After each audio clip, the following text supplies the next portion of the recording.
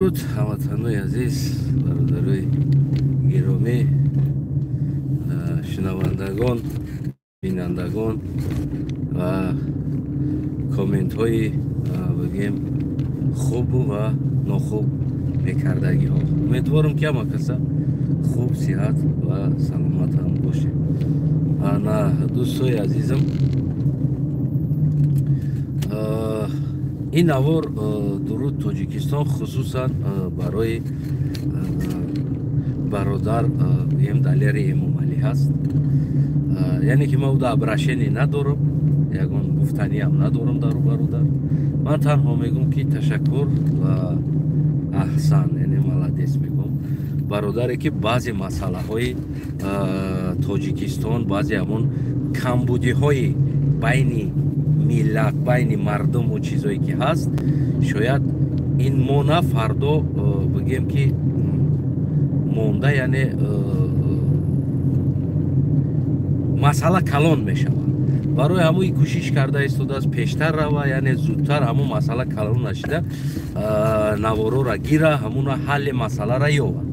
بسیار تشکری میکنیم. اما شب یک نواری برادر را دیدم در باره در یک محله موسورکا، یعنی که در باره موسورکا جنجال رفته است که مثال اینجا پرتوگو هست و تاجیکیش پرتوگو، ما اینجا می پرتویم، اینجا 100 سال همیجا همی خیل بود و ما یعنی که با 100 سال دیگه پرتوفتن میگیریم در همیجا. بسیار یک مردم ما بگیم که خفا ماندگی هستن از حیات، از زندگی، از رفتار، از کردار. خیال میکنن هر کاری که باباشون کرده بود ای باید تکرار کنم همون کارا، هر کاری که آتش کرده بود ای تکرار کنه باید همون کارا. ما هیچ رشد کردن، پیشروی کردن، یعنی که همه چیز یک کوشش نمیکنیم درباره حل همون مسئله. یعنی که برادر دلیر امامعلی گفت، واقعا هم احترامش دارم درباره همون مسئله ها را که میبرداره.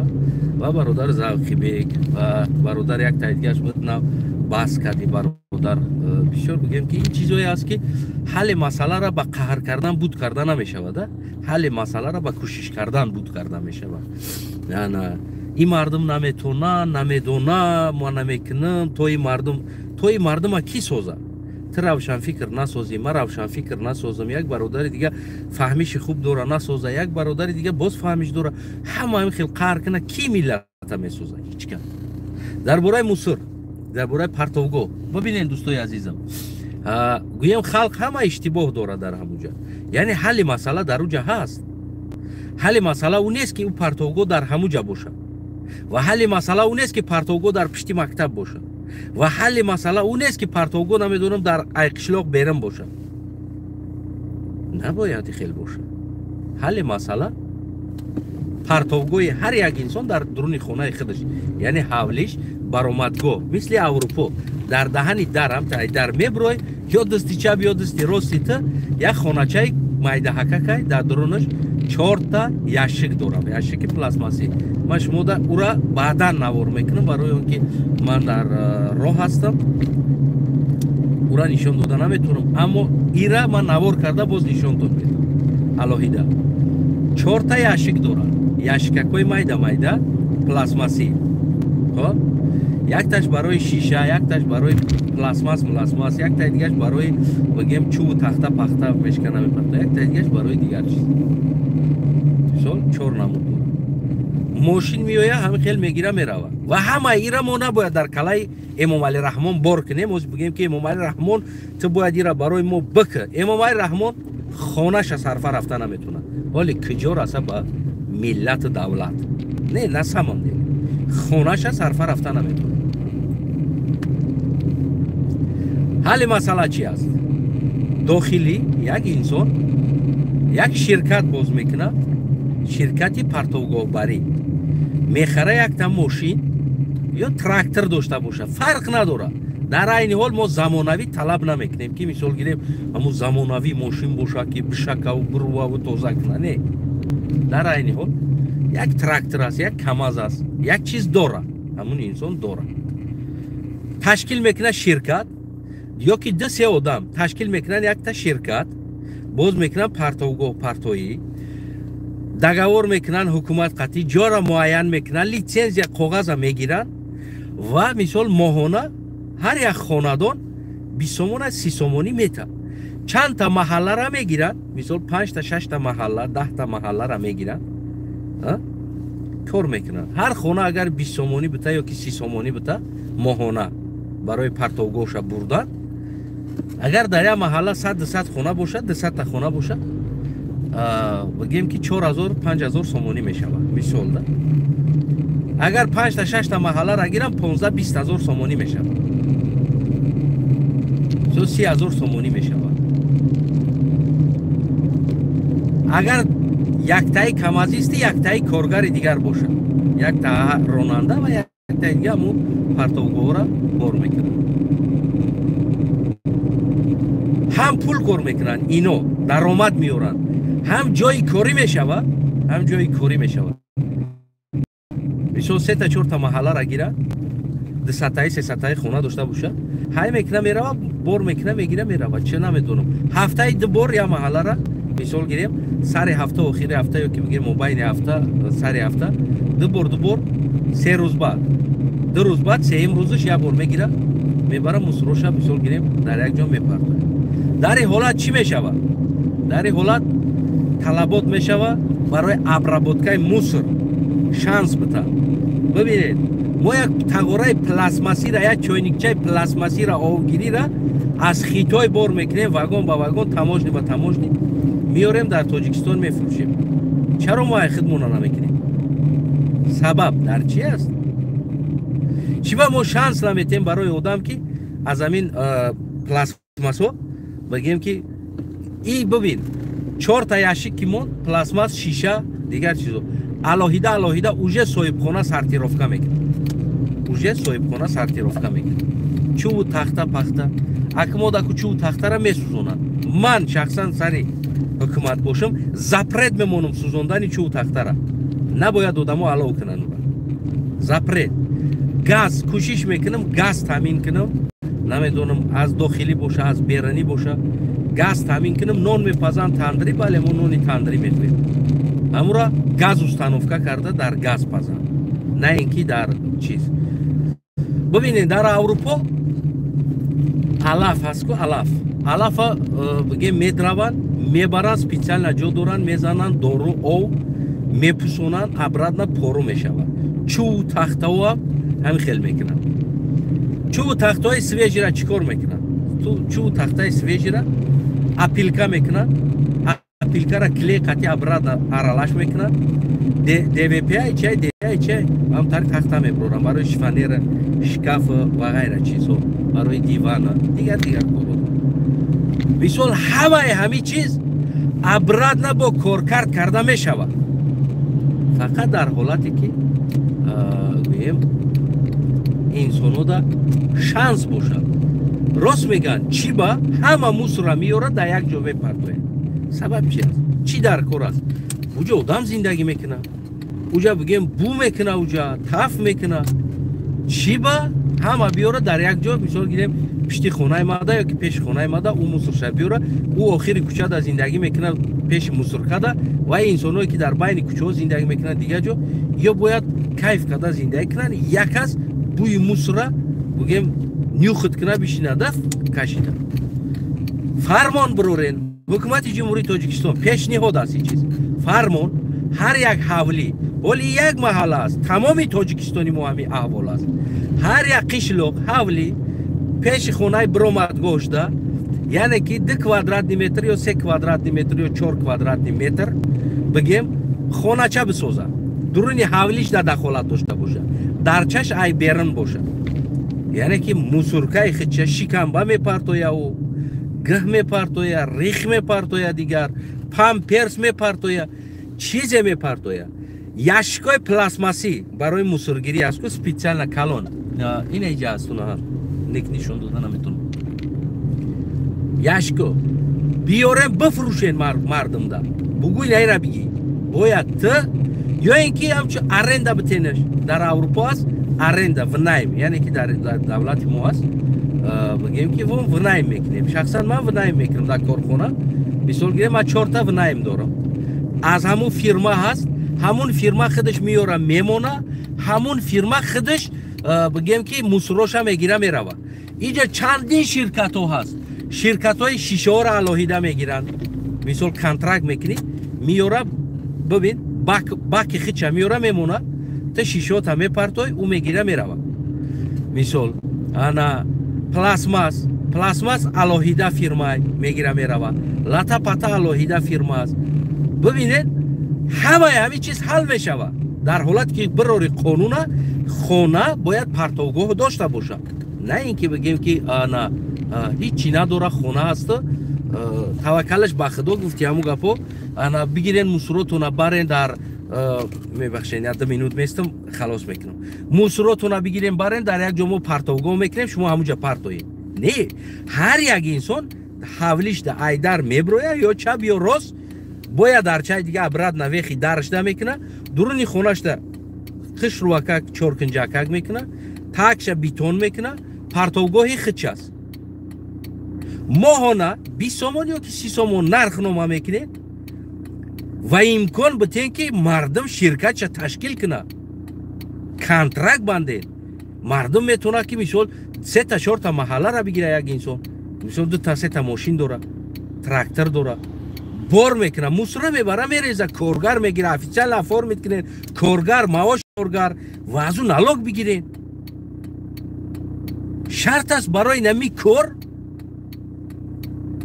مردم خلق با یک دیگر جنگ کنه که تو مصر تا نپرتو یا تاش میگه که مرا بابام در اینجا مصر میپرتو پریچون بابات دوری بابات سیستم نبود امروز پیشروی رفتیسته سیستم یعنی که ما میتونیم که این کار تشکیل کنیم.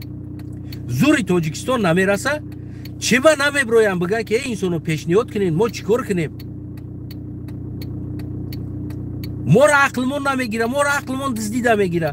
نه که شما را عقلتون اگر بگیره یگان پیشنهاد کنین ما پیشنهاد داریم هر یک خونه را در خودش موسرکشه بکنین تا خونه جای موسرکه پرتوگاه خودش نداشته باشه او خونه پرانیس افرمید نکنین دکومنت خلاص.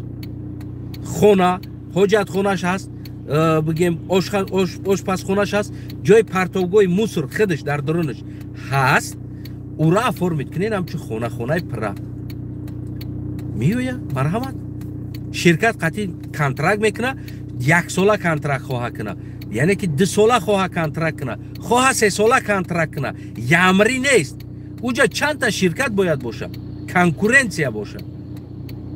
من یعنی شرکت قطعی 1 ساله دگاور میکنم 1 سال بچه که خیچه میاره میمونه. ببینید یک آدمی که شرکت تشکیل میکنه با او میتونه که بچه که خیچه برامونه او شرکت بچه بخره آموده کنین بچه کورا امو پرتوگاه ها را تنش ده امبلم داره شیشه پلاسماس نوشتگی است مثال گیریم چیزای غشت چرا این کارا شما نمیکنین چرا دلیر ممالی بیچاره خیلی نمیفهمه اوزی او برای که این دولت ها را دیدگی نیست این پیشروی ها را بیچاره دیدگی نیست نمیدونه اوزی حل مسئله در چی است. او بیچاره میگه که همین اگر حکومت برقرار کنه شما راضیین چی با حکومت در همونجا برقرار میکنه چی با برای هم بدگی انسانو بوی موسرکه بکشن زندگی کنه چی با او گودک بوی موسرکه در کلان شود. بین همه تنوی عزیزم حکومت دارو بین حل که نمیکنه نباید برای یک دیگر تاجیک بکشه زن و زنی کنه دی کشیدگیان کامera بگی کامera تا دو وای چی در کار است چیز بین حل کنیم بیاین ای فردا قانون برورین هر یک خونه باید بری در چای خودش ده یک خونه چایی نمیدونم کوادراتش فلان باید پرتوگاه خودش سازه 4 تا غشت میزنه یا 4 تا رشوتکه میکنه فرق نداره رشوتکه میکنه غشت میکنه چه خیلی باشه بالاش محکم تاش بیتون ای بیرن در دوره که موسرگیرکا اومده گرفته بتونه ای طرف حولی در دوره که موسر پرتوفتگی میتونستگی انسان بیا موسر را پرتوه سرتیروفکه را یاد بتین شانس بتین پلاسماس ابرابوتکه کنن شانس بتین مردم ما همون مرا برگ چیورا نسوزونین درختورا ورا ابراد نه ابرابوتکه کنین ابرابوتکه دیسپل دیوپی میشدگیش دیوپی کنین نمیشدگیش پوسونین ابراد نه در زمینو خروک کنین یعنی پرو کنین او چیز نیست که ببینین هموطنای عزیز ما یک قبچه 3 لیتر فلان پول شده است دهقان نمیتونه خریده. ما چی با وطن خودمون علف شه درخت شه پوسونده دارو تیار کرده پارو تیار کرده با دهقان خودمون نمیتیم.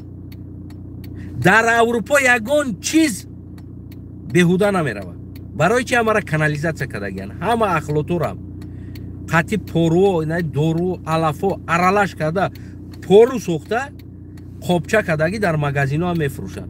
گلکارو خونهایی که در خونهاشون گل میکنن میرون میگیرن. چی با ما همین را امکان کرده آماده کرده یک انسان امکان نمیتیم تشکیل کنه شرکت شه سوزه همیو را بخرای مردم به نرخ ارزان بسوزه با بفروشه با دهقان. جای کاری کردن در کار هست برای مردم یا که نه یا که فقط دزدی کردن در کار هست. امام علی همه ایده جای کار کردن نمیتونه تا نکی انسان های جای کار تشکیل میکردگی را امکان نده. پرزیدنت وظیفش امکان دادن امکان ساختن است نه اینکه جای کار تشکیل کردن. هر انسانی هر کار میکنه او را حکومت وظیفش برای او امکان آوردن برای او را آموختن. چند تا جای کار کردن میتونی 5 تا 6 تا 10 تا 7 تا 3 تا 2 تا 1 تا 4 تا فرق نداره چند جای کار میکنی.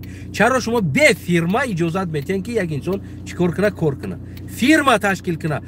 چرا شما налоговی فیرما نداره باید رجیستراسیا کنه налоговی فیرما کسبی اپارات فرق نداره هر چیز از درآمدش کارگراش افیشال در فیرماش رجیستراسیا شوه 1000 سوم اویلیگ میته 10000 اویلیگ میته باید اون налог بسپاره روی کارگرش.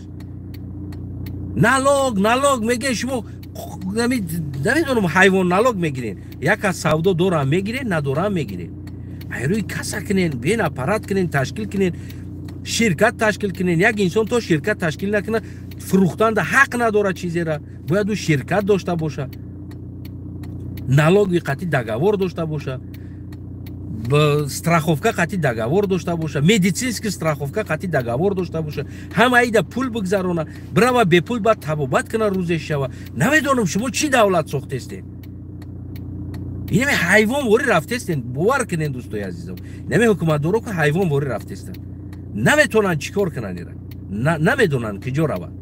برای همو پیشنهاد ما همی است که دلیر امام علی برادر عزیزم حل مسئله سری همی است هر یک خانه در درون خودش یعنی در حوله خودش بر حولیش ده یا پایان حولیش ده یعنی جایی که راه ده دستوب نباشه گرفته برده تونه موسرگیرک باید پرتوگوی خیچه داشته باشه هر یک خانه و ما ایره الهیده برات با نوار میکنم که نمی اروپا ده چه خیل است کم از میویم تا توسته کدن میگیره موسر میگیرن شرق بر میکنن میبرن درمو یعنی که اینجا شیشه را الهیده میگیرن پلاسماس الهیده خلاص همه چیز است کمازهای خودش الهیده میگیرن یعنی یک کماز میاد شیشه را میگیره میروه کماز دیگه میاد پلاسماس را میگیره میروه کماز دیگه میاد کاغذ را میگیره میروه برای چی برای که اینو با همون موسرکه را گرفتگی انسانو اونو میفروشن اون موسر یعنی از شهروند میگیرن اونو میفروشن در شرکت ها شرکت پلاسماس الهیده میگیره موسر را شرکت کاغذ الهیده میگیره شرکت